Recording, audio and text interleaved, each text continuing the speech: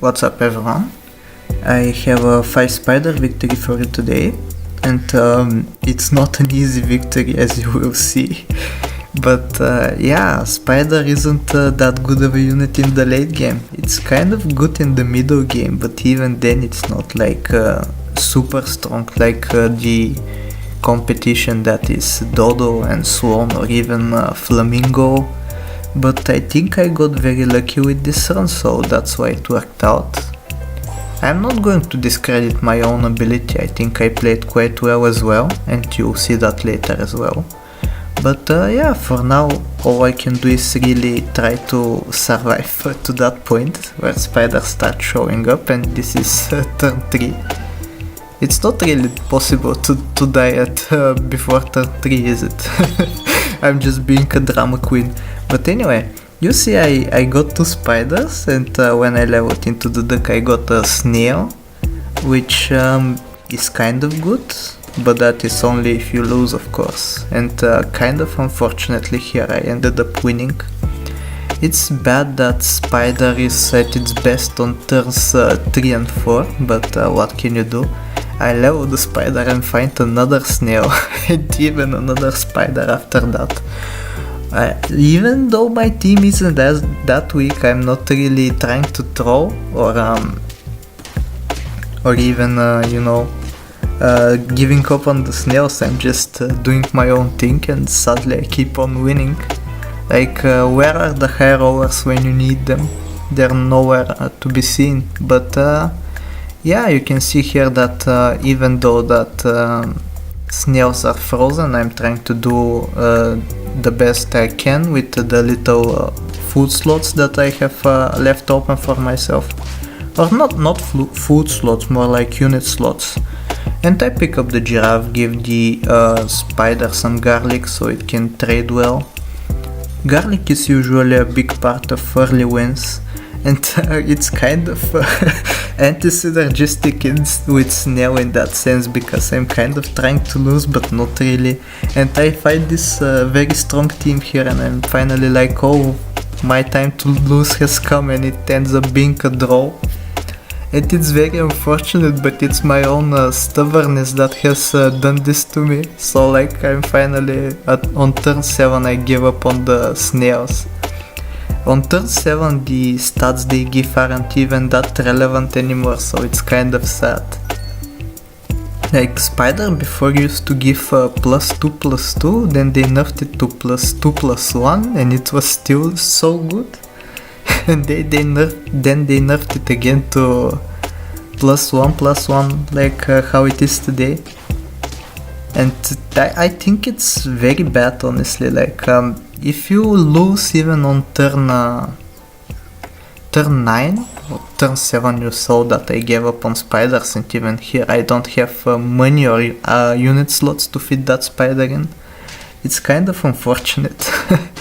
But yeah, the situation of spider doesn't really matter all that much now, because you'll see that what my main scaler is, and this is the dragon. I usually like going seal instead, but I'm not really giving much of an option here, so I take the dragon. And I think on this next row, yeah, I get 2 chocolates as well as a tier 1 unit, and that solidifies dragon spot on the team. So yeah, I have the foundation in place. I have 2 spiders on the team, one of them is pretty chunky too. But what you want ideally is to have 3 spiders, so that you can buff all 3 of them and use the free slot to cycle the tier 1 units. And you can see I'm kind of greedy with my plays. Instead of selling the penguin, which provides some scaling, some minor scaling at that, it's only +2/+2 to the spider and to the dragon as well, but dragon is getting sold eventually. But I decided to keep it either way. And I found a spider here, so I just pick it up instead of the ant, hoping that next turn I can sell the penguin and finally get my dream scaling going, that is scaling 3 spiders at a time. Dragon in that way is kind of inferior to seal, Like with seal, you can choose to do 3 unit scaling if you like, but you can also go with 4 unit scaling. Like I can have 4 spiders and a seal on my team and scale 4 spiders at the same time. But with dragon the most I can do is 3. Here I take the snail, like even though it's not a tier 1 unit, I just take it because it's half as good as 1, and you can see I pass up a snail for a tier 1 unit despite how shiny the snail is. Kind of strange, but it happens sometimes. And yeah, I found another spider in the shop, and I guess that's another disadvantage to running dragon over CO is that you start freezing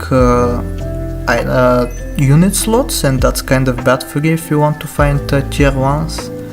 Like I think Grounded did some calculation on this, and he found out that you're on average likely to find 1 tier 1 unit out of the 5 when you roll. So it's kind of when you nerf your chances like that, when you when you freeze a unit, it's kind of bad for the dragon in that way.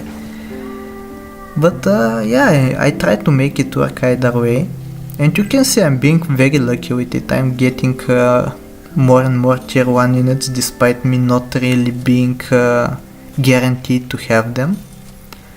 And honestly, other than tier 1 units, at this point what I'm looking for is just equipment, because food wouldn't be better than a tier 1 unit.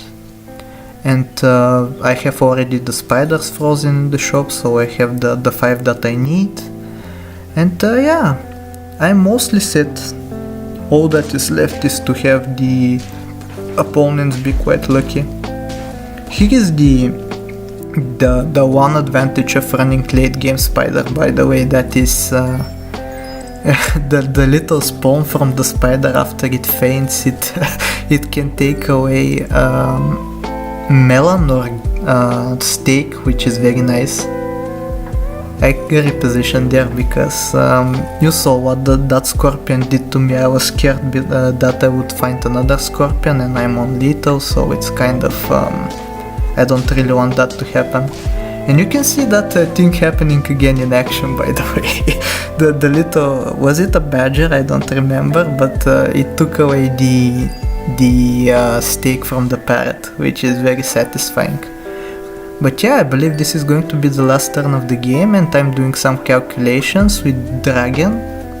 I'm trying to find out if I have enough gold to buy both the spiders and the melon, and I perfectly have the right amount of money, so I'm just going to be equipping this melon and sending it. So yeah, thank you for watching. Enjoy as we destroy this upcoming team. I say destroy, but it's basically cheese with the spider summons. And yeah, I'll see you next time. Like, sub, do all the generic stuff, and take care.